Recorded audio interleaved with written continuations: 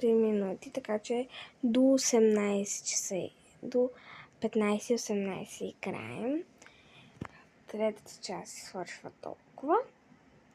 В миналия епизод, вие не можахте да видите, защото аз направих повече минути. Трябваше да направя само 3, но си направих ето това и окосих ето така. Но просто не ви показвам, защото трябваше 3 минути, не толкова. Но кажете ми, моля ви, как да си направя семенца? Не го искам да си направя, тя не ми изкарват семенца вече. Малко тъпичко. До сега не съм видяла зомби или крипъри. Може би защото много от началото си направих къщата.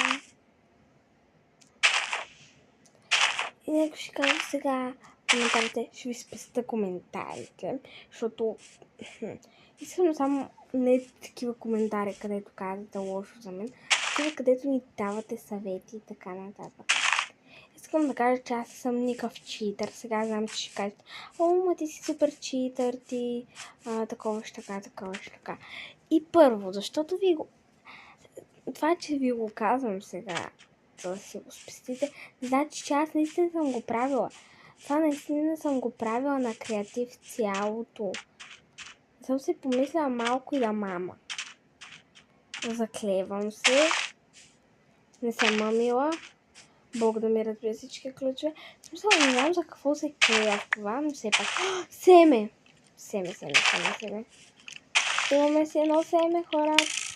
О, не, паяк. Моля ви, помогнете ми, зомбита. Помощ. Не мога да си вляза в къщата. Не, махай се. Не мога да се легна отвън към зомбите. Хора, заради тия зомбита не мога да си легна. Зомби ма... не беше правилно, не отварям вратата. Умирай. Хора, аз съм най-тъпото същество в света. Най-накрая мога да си легна.